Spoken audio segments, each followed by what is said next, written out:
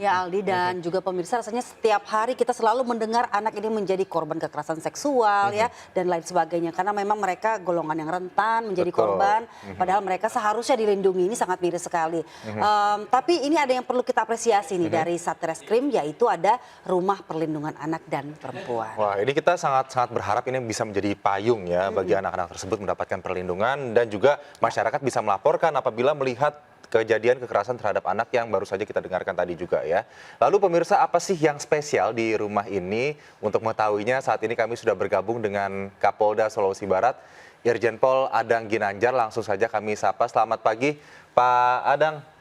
Selamat pagi Mas Adi dan Mbak Dian. Oke, tentunya masyarakat sangat mengapresiasi inisiatif yang dilakukan oleh Bapak dengan jajaran begitu ya. Tapi Pak, kita juga ingin mengetahui tujuan dibangunnya rumah singgah atau rumah khusus perlindungan anak dan perempuan ini di sana apa Pak awal mulanya?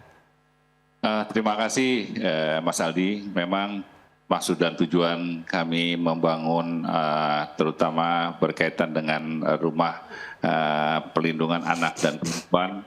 Memang sesuai daripada program Bapak Presiden bahwasanya bahwa kita itu dalam memberikan pelayanan terutama masalah menyangkut masalah TPPO berkaitan dengan peraturan Kapolri nomor 3 tahun 2008 menyangkut masalah ruang dan tahanan khusus ruang tempat yang dimana tempat-tempat khusus untuk perempuan dan anak yang harus betul-betul kita persiapkan sehingga diperuntukkan khusus bagi saksi dan korban tindak pidana, masuk tersangka tindak pidana.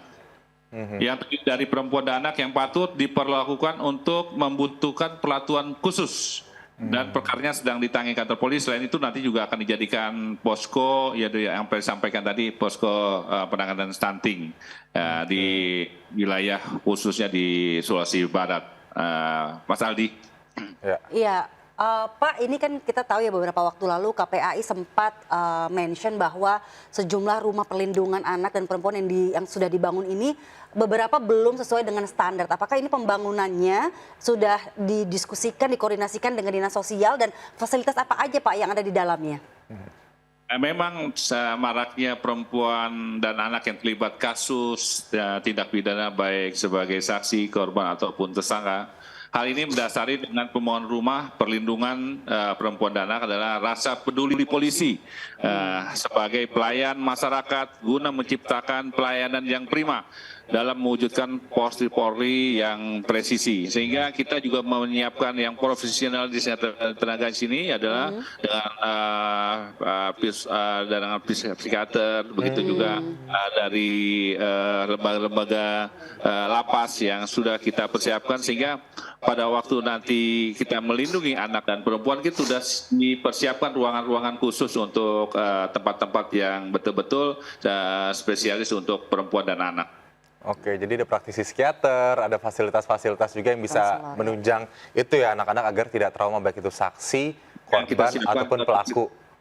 Betul, kita siapkan tempat tidur kalau misalnya mungkin beliau capek dan sebagainya dalam kita memberikan satu masukan-masukan dan sebagainya. Kita istirahatkan, kita punya dapur untuk makan dan sebagainya. Jadi betul-betul kita spesialis untuk perempuan dan anak. Oke Pak, programnya ini untuk anak-anak yang menjadi korban, saksi ataupun tersangka yang mengalami trauma ataupun yang tidak berani melapor gitu, seperti apa Pak yang dirancang bagi anak-anak dan perempuan ini? Pendekatannya seperti apa? Memang spesies ini adalah programnya bagi para korban ya, korban sebagai saksi, saksi korban, termasuk juga sebagai tersangka di sini perempuan dan anak. Jadi memang kalau kita lihat tempat ini memang khusus memang dipersiapkan bagi anak dan perempuan sehingga tidak jauh daripada tempat-tempat yang lainnya. Kita memang spesialis seperti itu. Ya, ini karena baru kan ya, bisa dibilang ya Pak Adang. Ini nanti bagaimana proses pemantauan dan juga sosialisasinya, seperti apa? Ya, tentunya juga kita berkoordinasi dengan Forkopimda yang ada, baik dengan provinsi maupun Forkopimda yang ada di kabupaten. Ya, semua mendukung ya dalam kegiatan daripada program anak dan perempuan ini. Sehingga betul-betul kita prioritaskan bahwa anak-anak kita dan anak kita juga, ya begitu juga perempuan juga yang kita prioritaskan yang betul-betul supaya jangan sampai nanti anak-anak kita yang mungkin terkena sebagai dia banyaknya adanya pidana yang terkena sebagai korban dan sebagai saksi, ini yang betul-betul kita amankan betul berkaitan dengan itu. Oke, Pak Adang, mungkin ini pertanyaan selanjutnya terkait dengan kenyamanan anak-anak yang ada di sana dan juga kemauan mungkin ya anak-anak agar bisa orang tua yang memiliki Menjalani anak yang bermasalah interogasi, ya. agar bisa menjalani rangkaian proses yang ada di Rumah Perlindungan Anak dan Perempuan di sana. Apa saja Pak yang dilakukan?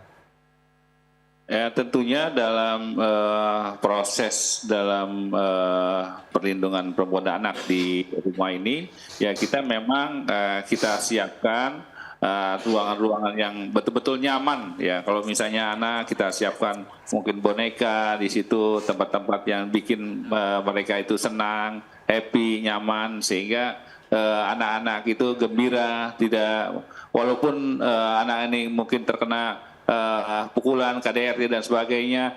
Dan kita buatkan betul-betul memang orang-orang yang kita siapkan itu orang-orang yang betul-betul profesional di bidangnya, khusus untuk anak, Mbak. Gitu.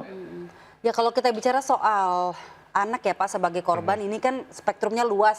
Ada kekerasan seksual, ada juga anak-anak terlantar. Ini khusus untuk korban kekerasan saja kah? Dan bisa menampung berapa banyak Pak? Memang untuk rumah aman ini bisa kita tampung sekitar 7 ya. 7 sampai 15 anak yang kita tampung di sini. Nah, mudah-mudahan ke depannya juga tidak hanya di wilayah Polman di sini, tapi juga di wilayah-wilayah lain kita akan buatkan tempat ruang-ruangan khusus untuk perempuan dan anak. Baik, Pak Adang Ginanjar, Kapolda Sulawesi Barat. Pak, terima kasih sudah bergabung bersama kami. Semoga ini bisa menjadi program yang kemudian diikuti ya oleh kepolisian lainnya yang ada di Nusantara ini, sehingga nantinya anak-anak kita kalau kita lihat catatan lebih kriminal merasa terhadap safe. anak-anak itu semakin tahun semakin meningkat gitu. Betul. Semoga ini catatannya bisa menurun dan anak-anak tentunya berasa terlindungi dengan kehadiran pihak kepolisian di Rumah Perlindungan Anak ini. Terima kasih Pak Adang, selamat pagi, selamat bertugas Pak. Sama-sama, terima kasih. Assalamualaikum warahmatullahi wabarakatuh.